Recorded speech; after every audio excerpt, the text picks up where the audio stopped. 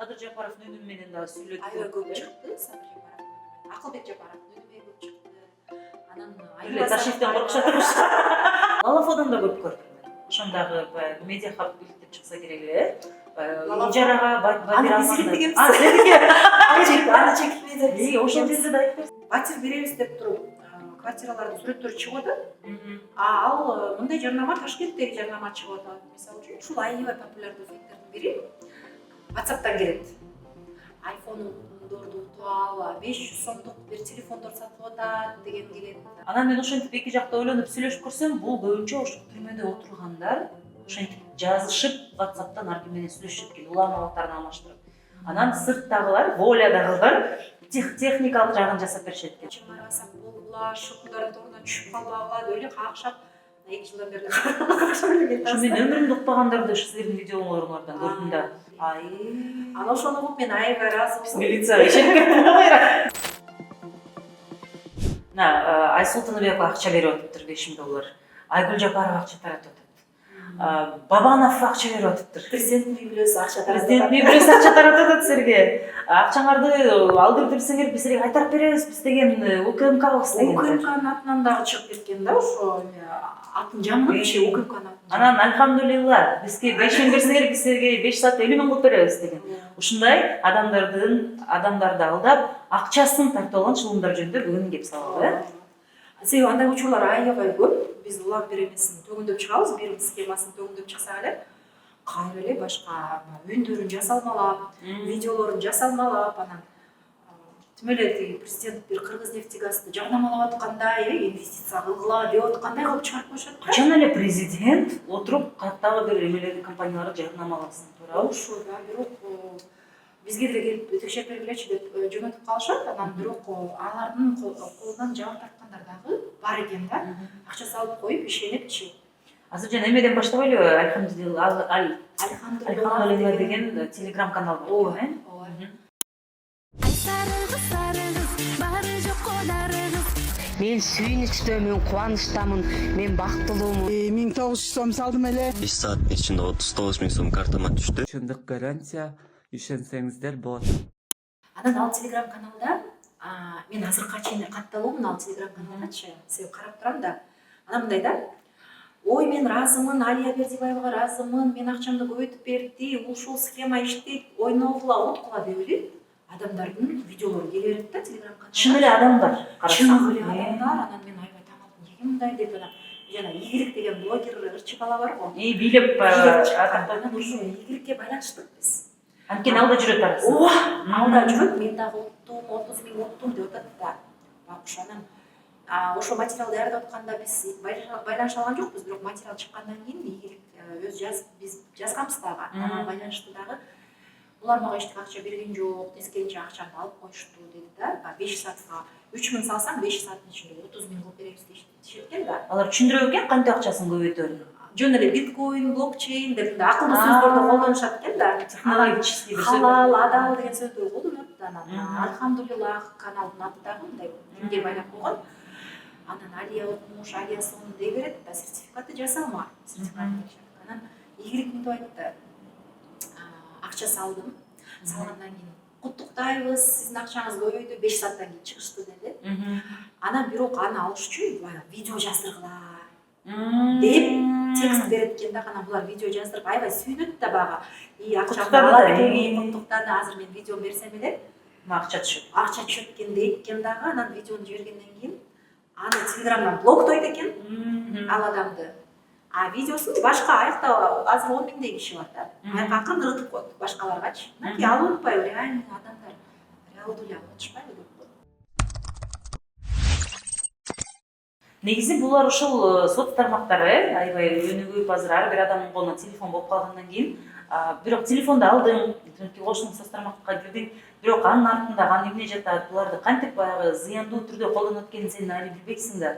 Анан ишенесиң да чындап эле баягы эңдерди айтып атса, ошондон да аябай көп пайдаланышат да. Анан булар технологиядан да аябай эметип кетиштир. Мисалы баягы deepfake деп айтып каласыз го. Deepfake'ден бул баягы кадимки эле адамдын, атактуу адамдын бетин алып туруп эле ошонун үнүн дагы жасап, баягы искусственный интеллектти колдонушат да булар, жасалма интеллектти колдонуп, ошонун үнү менен сүйлөтүп, ошонун бетин чыгарып атса видеого. ооба. Анан ишенип да мисалы, ошол эле баягы өзгөчө саясатчыларды, биз буга чейин айтканда эле баягы Садыр Жапаровдун үнү менен дагы сүйлөтүп. Аябай көп чыкты Садыр Жапаровдун үнү менен. Акылбек Жапаровдун үнү менен көп чыкты. Покупают машины и дома. Прямо сейчас каждый может заработать от 90 тысяч сом. Мы открыли официальный телеграм-канал Гульнары. Она зарабатывает на газовых инвестициях, которые недавно стали доступны гражданам. Ташиштен коркушат эмес. ОКМКнын атынан да чыкышты. Еще мындай да болгондо да мындай да. Еще дедим го. Мисалы, сиз шылымдардан жабыр тартып калсаңыз, биз сизге жардам беребиз деп туруп ОКМКнын атынан чыгарып коюшат. Сайт жазып коет дагы, анын жарнамасын Facebook'тан, Instagram'дан айдап жиберишет да. Кыргызстандын улуттук коопсуздук мамлекеттик комитетинин атынан ачылган сайттын шилтемеси тарап жатат. Анда мамлекет башчысы шылуундарды жоопко тартууну тапшыргандыктан атайын кызмат жабыркагандарга акчаны кайтарып берип, брокерлерди жазалай баштаганы белгиленген. Анан алдангандар да отурат. Киресиң, анан эмне кылышат, алар өздөрүнүн жеке маалыматын киргизет, ошол Жеке маалыматын киргизет, анкета толтурат. Анан алар мен да өзүм анкета толтуруп, анан жазып койдум да, адвокатура деп чыкты да. Укмуш сайт жазып койгон жана бир барак сайтчы. Ал оңой жазылат да, бир эле барак. Анан байланышка чыгышты да, канча сом жоготтуңуз эле деп менден сурады. Анан мен жөн эле текшерип атам да маалыматты жана. Бир 40 миң деп түшүндүрүп койсом. Жок, биз анда карабайбыз, бизде $1000 ашыгыраак жабыр тарткандарды карайбыз деп койду да. Анан алардын баягы сайттарын карасам, Киргизия деп жазып койгон, мисалы Кыргызстандагы компаниялар Киргизия деп жазбайт да. Алардын изи тиги жактан башка өлкөлөрдөн чыгат да. Жанагы ДТП боюнча делечи, баягы кышында чыгып кетти го. Ой, аварияга туш болуп калдым, акча которуп ал деп аябай көп киши алданды да ошол. Апа деп чалышып, балдардын үнү менен чалышып экен да. Анан акча которуп алгыла, мен биякта деген канап кетет азыр мени депчи. Я в аварию попала. А ты? Звони, с того телефона звоню. Ал ошол деген башка өлкөдөн да чыкты да изи. Ооба. Анан бул схема сонун экен деп Кыргызстандан дагы бир жаран ошол схема боюнча иштеп, анан милиция кармаганда бир топ акча менен кармалды го.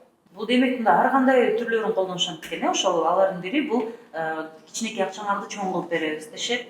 Анан баягы атактуу адамдардын үнү менен өзгөчө баягы эл ишенген чоң позицияларды да отурган баягы президент, премьер-министр, анан Айгүл Жапарова боюнча да канча болду, Айгүл Жапарова да акча таратып атыптыр деп. Ушундай бир элдин ишенимине ээ болгон адамдардын аттарын колдонуп акча таратып атыптыр дейт. Анан бирок ал акчаны алыш үчүн сен биринчи акча саласың. Акча салышың керек да. Инвестиция кылгыла деп ушундай бир кооз сөздөрдү сүйлөшүп азгырышат да адамдардычы. Анан кээде мисалы видеосун коюп коюп, мен мурда жөн эле көчө шыпыр иштечүмүн, азыр мен укмуш миллионер болуп кеттим деп теги машинага отурат, биринчи көчө шыпырып аткан бул башка иш болот видеосун. Анан сонун машинаны көрсөтүшөт дагы, анан ошол жака отуруп баягы байып кеткен адамдарды көрсөтөт дагы. Всем салам алейкум. Меня зовут Инал. Еще месяц назад я работал на автомойке и не знал, где взять деньги, но все изменилось, когда я узнал о проекте Жумалиева. Сначала я сомневался, но увидев отзывы, сомнения рассеялись. Огромное спасибо проекту Жумалиева. Всего за неделю я смог купить себе машину. И это лишь часть того, что я смог заработать. Хочешь изменить свою жизнь? Тогда скорее подписывайся. Анан чоң пачка акчаларды көрсөтүшөт. Көрсөтүп акчаларды 5000 сомдуктарды санап отургандардын долларларды көрсөтүп коюшат, Анан албетте сен ушундай болгуң келет да аны көргөндөн кийин. Анан ошондой эле сен ишенген адамдар атса, блогерлер дагы канча, баягы ар кандай шылымдарды да жарнамалап чыккан блогерлер дагы чыгып атпайбы? Мисалы казино, онлайн казинону эле жарнамалаган блогерлер биздин ушу кесиптештер медиахаб иликтеген 5-6 блогердин аты аталган ушундай онлайн телеграм каналга өткүлө, бул жака өткүлө деп жарнамалаган. Анда да аудиториясы чоң блогерлер экен, 1 миллионго жакын. Анан баягы ушу катарда колдонуучулар ал жака кирет, ишенет, блогерге. Анан жанагы ставка кылышат. Анан акчаларынан курулуп алышат. Бир кызыгында көрүп калдым. Эртең ушундай бир мушташ болот. Эки атактуу бир билбейм боксчуларбы, ошолордун мушташына барып ставка коюп, эметип калган мына менде промокод бар ушу менен кирсеңер азыр кирсеңер силерге 45 000 сом бонус берет экен депчи 2 сааттын ичинде кире калгыла деп. Бул деле баягы кыска мөөнөттө кире калып ала калгыла ошону колдонуп калгыла деген дагы бир психологиялык манипуляция да. Ошо бир блогер кыздыкында эсимде бар, ошо Нур кыз деген тиктокто аябай эме го, аудиториясы чоң популярдуу. Ошол да бир күнү онлайн казинону эметип жарнамалап чыккан эле. Ошону анан кийин башка блогерлер ай бул деген мыйзамсыз нерсе, сен эмнеге мынтип атасың, эл деген аяка барса сөз акчасын унутуп турат. Ошону эмнеге жарнамалап атасың десе, аябай агрессия менен кайра чыккан да, кайра урушуп, менин жоопкерчилигим эмес бул. Өзүңөр чечип атасыңар. Өзүңөр берип атпайсыңар акчаңарды, силер өзүңөр эмнеңер иштебесиңер, эмнеге мен жооп беришим керек экен деп чыгып, анан кайра бир нече күндөн кийин мен билген эмес мындай экен, мен мындан ары экинчи муну кылбайм деп коет да. Я вас не заставляю заходить и тратить все ваши деньги, да, вы тупые, вы сами идиоты, которые идете, играете и закидываете все ваши деньги. Вы идиоты, вы Анан мындай карасаң, кантип эле сен билбейсиң да эмне жарнамалап атканыңды. Анан дагы бир кызык жери, кээде булар чоң иштегендер да бар, чоң акча менен 40 000 сал, 50 000 сом сал дегендер бар. Анан майда иштегендер да бар экен, өзгөчө баягы Лалафодан да көп көрдүм мен. Ошондагы медиа хаб билип чыкса керек эле. Ижарага Аны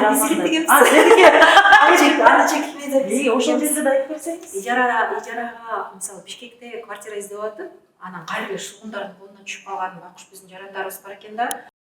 Home KG баракчасынан Ачырок соода борборуна жакын жерден ыңгайлуу шарты менен 15 000 сомдук батирди таптык. Google жана Яндекс издөө системалар аркылуу текшерип, дал ушул сүрөттөрдү Лалафо сайтына буга чейин башка дагы бир нече агенттиктер чыгарганын аныктадык.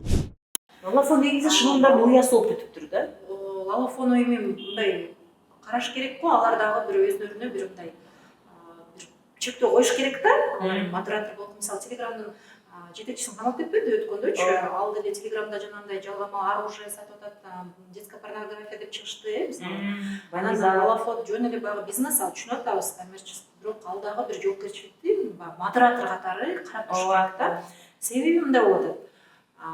Батир беребиз деп туруп, квартиралардын сүрөттөрү чыгып атат. Ал мындай жарнама Ташкенттеги жарнама чыгып атат, мисалы үчүнчү. Же болбосо ал сүрөттөр мурунку эле багы берилген эмелер сүрөттөр сактап калат экен дагы, анан ошол эле кайра. Бул жерде Лалафо эмес, TikTok'ту деле, Instagram'да деле жанагындай агенттиктер деп айтып атат экен өздөрүнчө. Анан биздин редакцияда 500 сом салып көрдүк. 500 сом салып текшерип көрүп, кандай иштейт экен десек, баягы номерлерди беришти эле.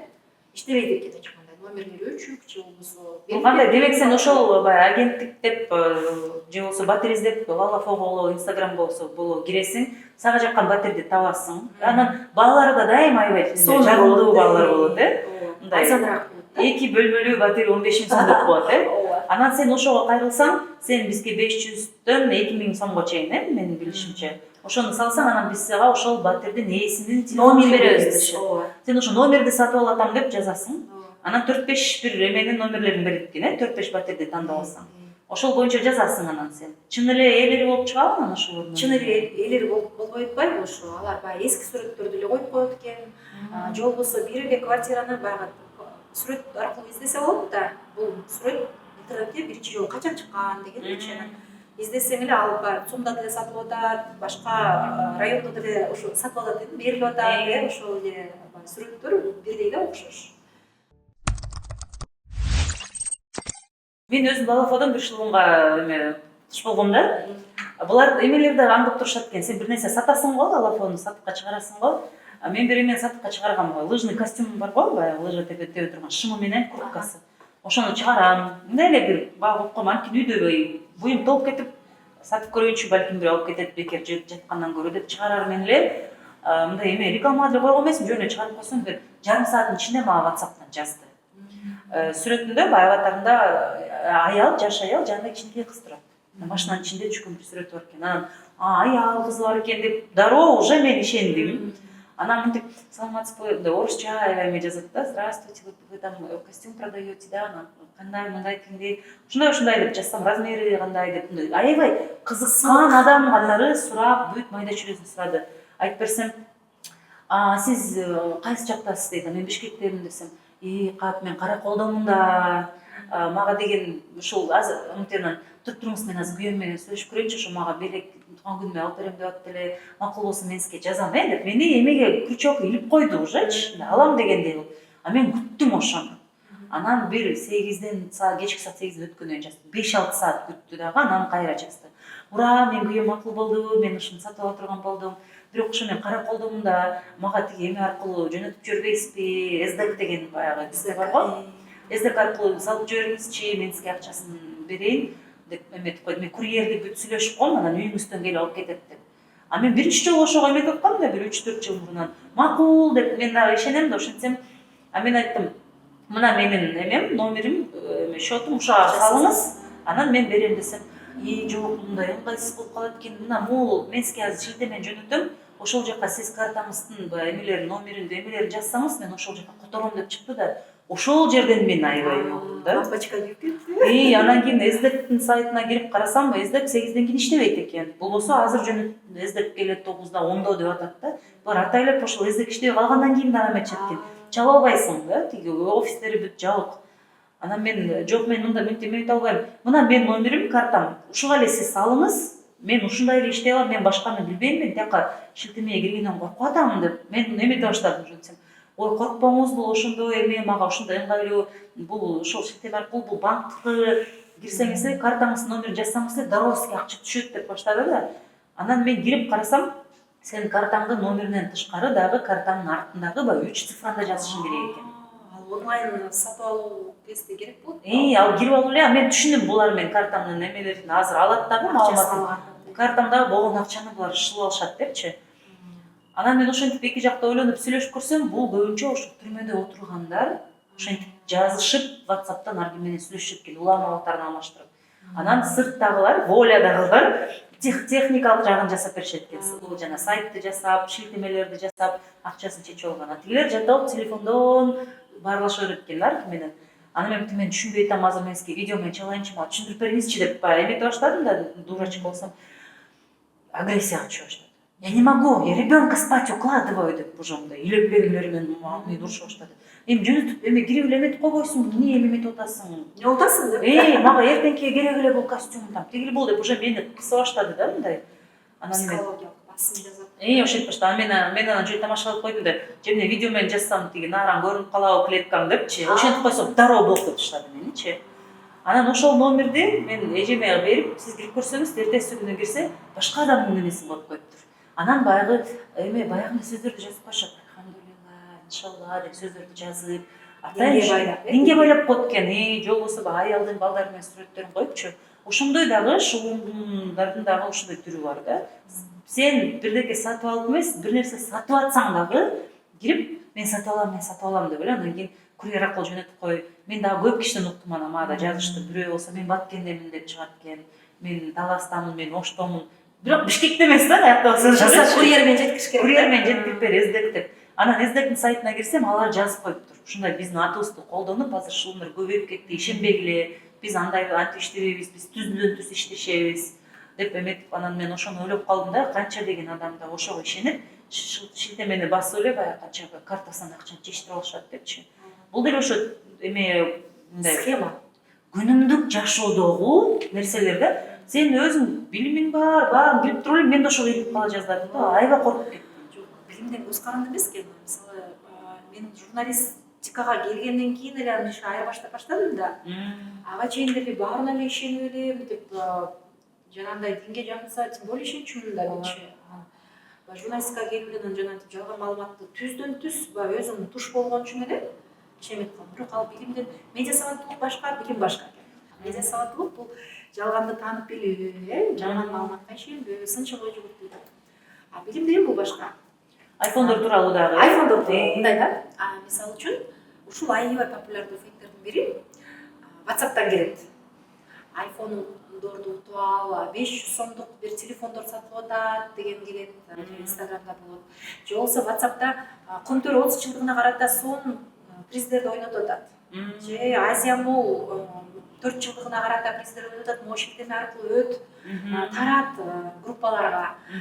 Же болбосо Coca-Cola'нын атын жамышат, чоң бренд компаниялардын аттарын жаңылышат дагы, а шилтемесин карасаң баягындай узун бир күндүк эмеде дат түзүлгөн, анын ичине кирип өтсөң вирус, телефонго вирус кирип, телефондогу маалыматтарга доступ ачылат ушундай да. Сен жеке маалыматың Жеке маалымат телефондо. кошелекторго доступ ачылат ушу сыяктуу да баягы вирус аркылуу. Анан ушул дагы аябай популярдуу бир жаңы жылга карата Дед Мороз ойноо, Санта Клаус ойнотуп атат. Же балдарды коргоо күнүнө карата, Сегизинчи мартка карата да чыккан ошол. майрамда чыгат ушундай. Майрамга байлашат да, мен ошол учурда ишенетмин да. Ушундай схемасы бар. Анан жана iPhone 500 сом деген Instagramда тараган, TikTokто тараган, мынакей деп складты көрсөтүп атат да. Коробкалар жатат iPhone. Башка эле видеодон алынган, башка эле дүкөндүн видеосун алып алышат да. Монтаж кылып. Алып алышат, анан бияга өздөрүнүкү жазып коет. 500 сом, анан бул жака кайрылган дайректке жазып коет деп коет. Эмнеге ишенет ушу iPhone 500 сом дегенге? Булар эмне менен доверие түшүндүрүп беришет ушу 500 сомго? Булар эми мындай прямые поставки из Китая дешет, ушундай ар кандай колдонушат да кумалардычы, же болбосо акция болуп атат. Акция деген сөз дагы. Анан адамдар жазганда салгыла биринчи акчаны дейт дагы, акча салгандан блоктойт. Банкка салгыла. Анан склад жок чындыгындачы. iPhone деле жок. Видеосун, iPhone деле жок. Бирөө эле видеосун алып өздөрүнө жүктөп койгон. А биз тик видеонун сүрөттүн алгачкы булагын биринчи кимде чыкканын көрүп атабыз да биз. Анандай бир бул стереотиптүү да ой бар да, буга негизи улуу мундагы адамдар көп ишенет, пенсионерлер, бирок жаштар деле, жаштар көбүнчө мисалы KFC акысыз тамак берип атат. Же болбосо Amazon'до момундай акция жүрүп атат. Жаштарды азгыра турган өзүнчө бир схемалар бар. Улуу мунду азгырган өзүнчө схема.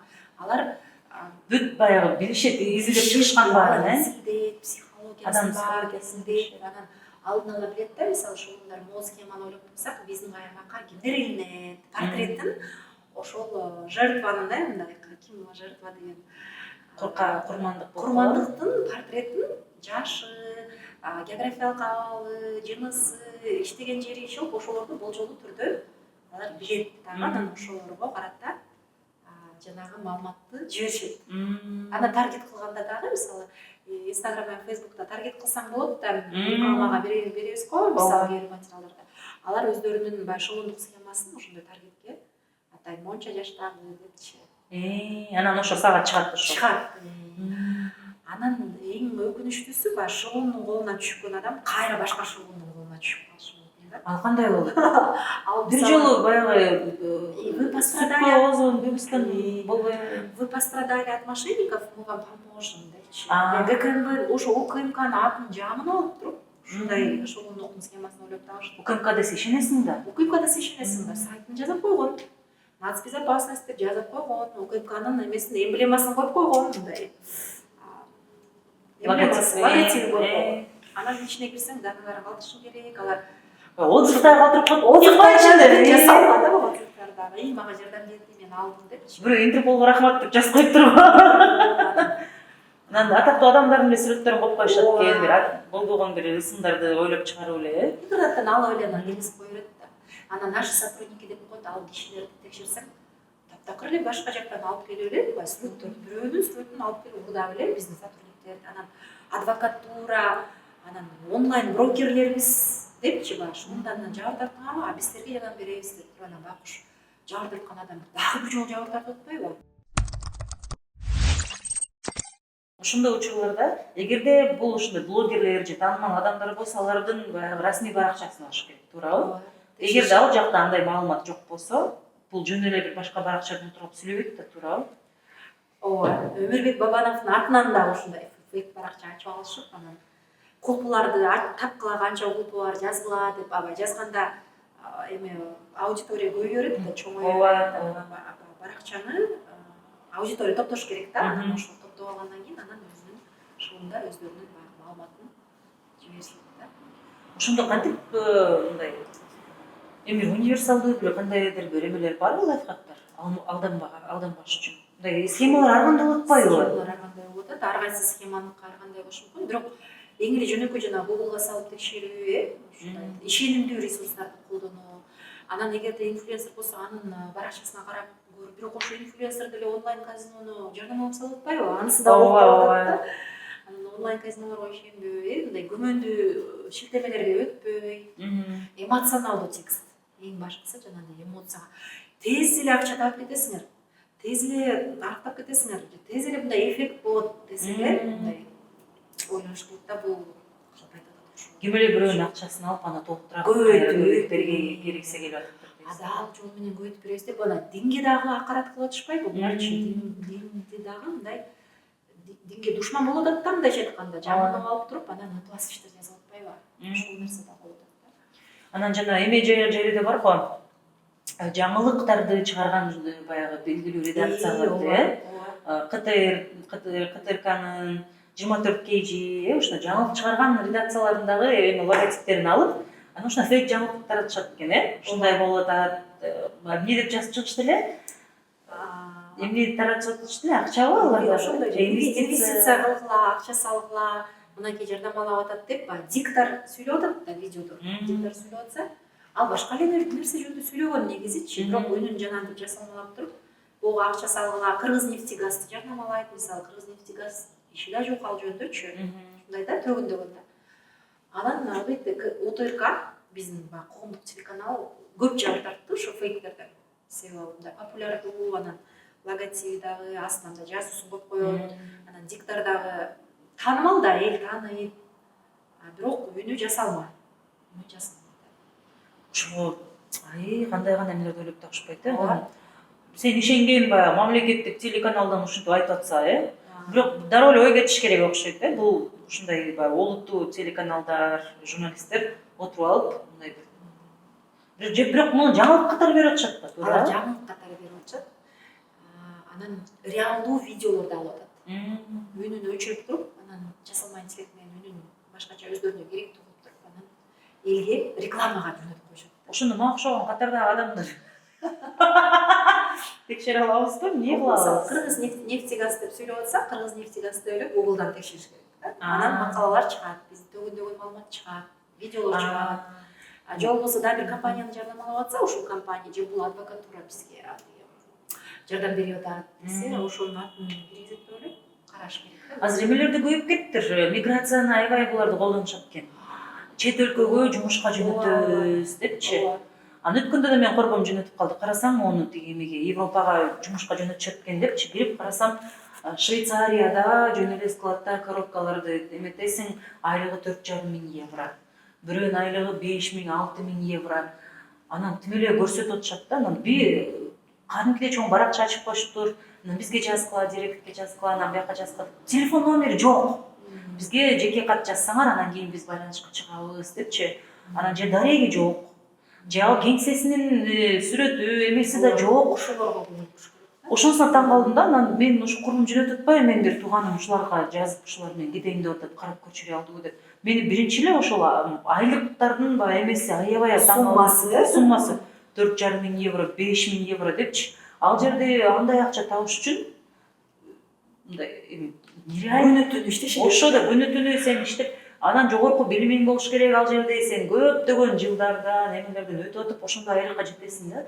А биякта сен билбейсиң да, кыргыздар биз билбейбиз да айлык кандай экенин. Анан көрүп эле, мен барып эле складта иштеп эле же баягы талаада эме чогултуп, клубника чогултуп 5 миң евро тапсам болот экен деп, анан канча адамдарды ошолор алдап кетип атышат да. Ошолор да көбөйүптүр аябай. Бир күндүк жанагындай агенттиктерчи. Ошолорду да кантип мисалы эметсек болот. Эмнесине көңүл бурабыз? Мен өзүм ишенип кеттим тигичи, аябай правдоподобный кылып. Анан булар чат GPT'ни колдонушуп текст жазышат экен да. Аябай ишенимдүү кылып жазышат экен. Эмне кылабыз? Оорураак да, андай маалыматты текшериш бизге деле да. Мисалы үчүн биздин кесиптештер жасады ошондой Европада жөн эле мындай коробкага, упаковка кылып атып эле шоколадтын компаниясы экен. Упаковка кылып атып эле акча табасыңар дейт. Анан бирок бул шоколадтын компаниясынын сайтына карап көрсө, алар жазып коюптур, шылуундардан сак болгула депчи. Ошо сайттан текшериш керек да, расмий. Анын үчүн бирок мындай тил билип, кичине болуш керек да. Ал мисалы үчүн контекстный меню басканда мышка менен перевести на русский деп англисче чыкса деле, анан орусча которуп алып, Google Translate менен которуп алып текшерсе болот. Жок анча мынча балким тааныш туугандардын арасында ошо түшүнгөн адам бар ошону карап берчи муну которуп берчи мага деп дагы эми айланып кеткенде ошентип эле сурасаң болот да. Жолсу жөнүндө Чекипедия чыгарган материалды көрүш керек. Биз болгон схемалардын баарын эле айтып атабыз. Элчи капчыгын карасак болгула, шыбындардын торуна түшүп калбагыла деп эле какшап 2 жылдан бери какшап эле Ошо мен өмүрүмдө укпагандарды сиздердин видеолоруңардан көрдүм да. Баягы Телеграмдагы Алхамдулилланы, анан ошол баягы атактуу адамдардын атынан акча берет дегенди, акчаңарды кайтарып беребиз дегенди да ошо силерден көрүп аябай таң калдым да. Эмне ушунун баары болуп атат депчи. Анан негизи булар ошо ар кандай схема менен иштеген үчүн сен баягы бир схема менен алданбай калсаң башкасына бирөө кыймылып калышы мүмкүн да. Ошондо биз эмне кылабыз? Көбүрөөк баягы адамдар ушул фактыларды текшерген медианы көбүрөөк көрүшүбүз керек болот, туурабы? Силерге окшогон деп. Эстеп кетип бир материалыңарды. Simbox. Ошо менен бериңизчи. Бул аппарат 30 августта Алматы Бишкек рейси менен Манас аэропортунан музыкалык аппаратура катары өтүп кеткен, бирок чынында кыргызстандыктардын капчыгын каккан шылуундардын кезектеги куралы болгон. Simbox деген мындай экен. Бул аппарат экен. Анан ал аэропорттон музыкалык аппарат катары өтүп кеткен экен да. Казакстандын жараны бул жака келет. Бул жактан 5 кабат жерден квартира алат, 5 кабат үйдөн квартирага чыгат дагы. Үйдөн чыкпайт экен. Таптан ошо Simbox аркылуу 500 сим карта сатып алган экен. Анан ал Simboxко мынтип салат экен сим картаны. Салганда жактан чет өлкөдөн келген чалуулар кыргызстандык чалуулар болуп, ошол сим картадан келген чалуулар болуп калат экен дагы. Анан алар аватаркасына жана Телеграмдагы аватаркасына МВДнын логотипин коюп алат экен, Ички иштер министрлигинин. Же болбосо Улуттук банктын эмесин кызматкери катары чыгат экен да, мынтип мына Токмоктогу жаранга чалыптыр да. Мисалы конкреттүү кейс биз сүйлөшкөн жаран арыз жазган, милицияга арыз менен кайрылган жаран Токмоктогу жаран экен, ага чалып, сиздин атыңыздан бир аял кредит алып атат. Сиз ошо албаш үчүн өзүңүз барып кредит алыңыз 150 000 сом. Анан Улуттук банктын кызматкерине салып коюңуз деп чыгат экен да. Логикасы кандай? Анан ал ишенет экен да, бай милиция деп чыгып атса, мисалы үчүн, анан Улуттук банк деп чыгып атса, логотипин коюп алган да аватаркасына. Анан бул барып кредит 150 000 сом алат экен дагы. Башка банктан эле бар, ала калат. Банктан кадимки алат дагы, анан терминал аркылуу силер айткан чоң салып коет атпайбы? 150 000 сом. 150 000 сом. Анан тик жаранды дароо кармашты, жана казакстандык жаранды, 22 жашта эле ушундай жашы болчу. Кармашты, бул Simbox'ду алып коюшту, бизге көрсөтүштү, ошо милициядачы. Анан көрсөтүп, ушундай аппарат. Анан аэропорттун кызматкерлерине дагы доомат коюшту да, эмне үчүн алар өткөрүп жиберет, ошол маселени да көтөрбөйсүңөр депчи материалда. Анан мен айттым да, бул музыкалык прям ноталар тартылып турат экен да. Анан музыкалык аппарат десең, аэропорттун кызматкерлери деле мындай андай специфика нюанстарды деле карай бербейт да, аларда эмне күнөө дедим да менчи. Демек сага бир күн эле МВДдан бирөө чалып, мен МВДданмын деп айтып эле, сен атыңан бирөө кредит алып атат. Деп анан барып, могул Нацбанктын эмесине кызматкерине акча салгал десе, демек бул 100% шулуу. Деги эле бирөөгө акча сал, десе ойлонуш керек да. Ал менти да, бул кредитти алып албаш үчүн вы должны перехватить дейт. Сиз ошол кредитти бул аялдын жолун туруп өзүңүз алып алышыңыз керек. Болбосо сиздин атыңыздан алып алат деп шарт чалыптыр да. Анан бул киши ишенип, ошо 150 000 салдым дейт. Анан мен ал менен телефон менен сүйлөштүм да. Анан сүйлөштүм, мага эми ошо 150 000 кайтарып беришеби деп атпайбы? Анан борбор кетти, айбайчы анан.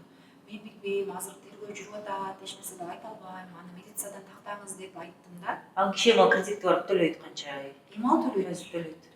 Анан бул жерде деген, тиги казакстандык жаран жумуш издеп атып, ошо шылуундарга түшүп калыптыр да. Көбүнчө ушул шылуундардын эмнеси баягы эң жаман жери, көпчүлүк учурда акчаңды кайтарып ала албайсың да.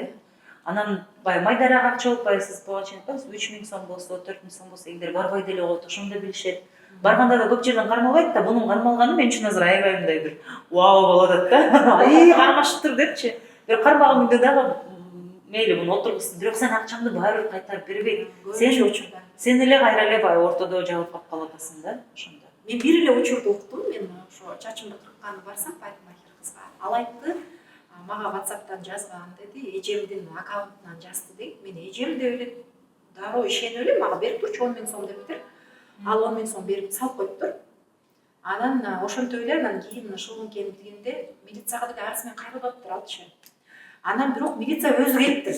Өзү келип биз ушундай таптык, бир счетко акча которула берген экен, баягы бирөө кайрылды да арсын. Анан акчасын кайтарып берген экен. Себеби ал шогунду кармаптыр, баягы счетту акчалар бар экен, кайра кайсы жерден келди көрүнүп турат да, кайра эле ошолорго кайра которуп берген. Анан ошону угуп мен аябай ыраазы болдум. Милицияга ишенип кеттим го кайра. Негизи эле демек кандай бир мындай лайфхактарды берсек болот, биринчи эле баягы кооптуу нерсе, силер бизге биринчи акча салгыла, анан биз силерге бир нерсе кылып беребиз. кылып беребиз. Же айфон беребиз, же баягы утуп алган белегиңерди беребиз, же болбосо көбөйтүп беребиз, ушундай бир нерсеге келгенде гана мындай дароо эле баягы лампочка өчүш керек экен да. Акча салбаш деп да, салбаш. Суроолорду бериш керек ага көбүрөөк. Анан жана азыр эле сиз айткан эменде мен бир топ кишиден уккам, ошону азыр эстеп кеттим. Жакын адамдын атынан жазып, достору, баягы эме туугандарына карызга акча турчу деп. Бир нече блогерден көрдүм. Мен эч качан карызга сурабайм, эметпегиле, ишенбегиле депчи. Башка эле бир номерден жазып беришет экен, бул мен кандайсың деп. Анжелика да ошентип бир жолу чыгарган, ошонун атынан да жазышкан экен. Башка номерден да жазат, өзүнүн номерин да ошол WhatsApp'ты дагы взлом кылып атышпайбы? WhatsApp'ты бузуп кирип, анан ал жактан контактларга жазып атпайбы? Ушундай болот. Ошол жактан таап атышат да тигилер ташаттарын. Анан бул күмөн жаратпайт да, эжем жазып атат, берип кое берейин деп салып кое берет. Ал мисалы чач кыркып аткан болот, ал кезде билдирүү келди, мейли деп салып коет. Ал сүйлөшкөнгө деле мүмкүнчүлүк болбойт да, ошон үчүн сөз чалып, сүйлөшүп, тактап акча салат. Жакындарыңа акча саларда деле такташ чалып ишенишиң керек да. Сен ойлогон мен биякта. Бирок сенсиңби деп. Жөн эле тактап кой, сен болсоң берем, болгондо эле ошол эле билиш керек деш керек да. Жасалма интеллекттин жардамы менен өзүмдүн үнүмдү жасап көрдүм. Жасалма интеллекттин жардамы менен өзүмдүн үнүмдү жасап туруп, анан эжеме жибердим. Голосовой кылып, аудио кылып WhatsApp'тан жибердим. Эжеме, эки кесиптешиме, ал экөө тең журналист. Эркектер, экөө тең журналист. Анан эжеме жибердим. Эжем болсо чото бир жери окшошпой калды, мен сага ишенген жокмун, сен үнүңө бир нерсе окшошпой калды деп, ал бербей койдум ага акча. Бир кесиптешим, ал эркек киши, бүгүн акчам жок эле, эртең салайынчы деди. Ишенди ал. Үчүнчү кесиптешим, ал да кесиптешим, ал кара каргытай, мен баттык айка деп сурады. Көрдүңүзбү, ал жасалма интеллект үндү жасаган ушунчалык окшош кылып жасады, эжем мени күнүгө менен издешкен үчүн ал ишенген жок. Билип койду. Тигиге ишенип калды. Кесиптештерим ишенип калды. Демек ушундай нерселер келгенде дагы жазган текстинен да караш керек, кээде сен өмүрү сүйлөбөгөн бир сөздөрдү жазып коюшат, анткени булар бир шаблон менен кетирет да баарын. Ошол жерин дагы бир сыра карап, үнүн дагы байкап, ушундай сөздөрдү колдоно, ушинтип сүйлөйбү. Анан эле болбой эле баратса, чалып, чалып тактап, сенсиңби, сен эмессиңби деп. Мен берем, бирок мындай тактап алайын деп. Ана видеовызов кылчы деп, биз ошондой болуш керек. Жакындарыбызды текшерип калган күнгө келип калдык, ошо. Негизи эле менин тажрыйбамда, мисалы 6 жыл буга чейин фактчекте, анан чекте иштеп атпайбызбы, фактчектер 6 жыл болду. 6 жылдык тажрыйбамда биз фактчекти жаңы баштап атканда, фейк деген жаңы түшүнүк келип атканда, Кыргызстанга анда шулундар мынчалык көп нерсе болчу.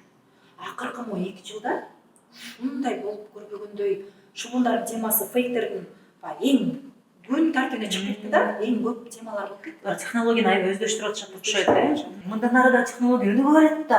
Булар дагы таба беришет да, баягы кызыктуу жолдорун табышат да. Ошон үчүн биз баары бир дайыма өзүбүзгө өзүбүз сак болуп жүрүшүбүз керек экен да. Кандай эң башкы мындай бир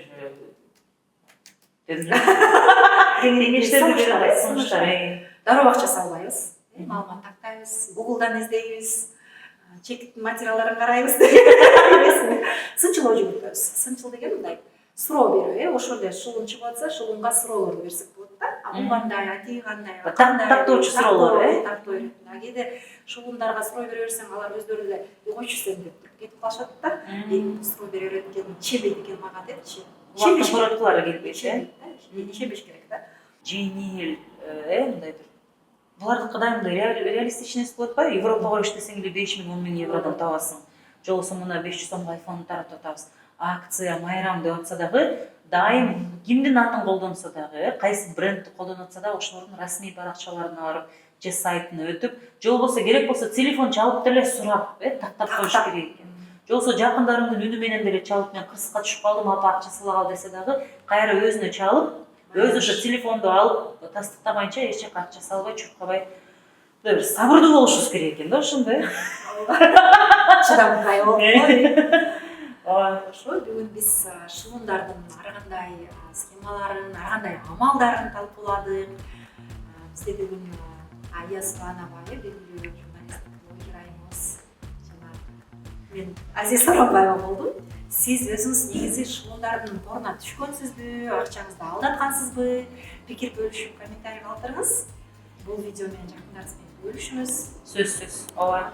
Мен дагы баарыңарды үндөгүм келет. Сөзсүз ушул видеону жакындарыңарга, тааныштарга, баракчаларыңарга бүт жакка таратып, көрсөтүп, ошол маалыматты жайылткыла. Анткени канчалык биз көбүрөөк билсек булардын амалдарын, булар үчүн дагы ошол бизди алдаган ушунчалык кыйыныраак болуп калат да.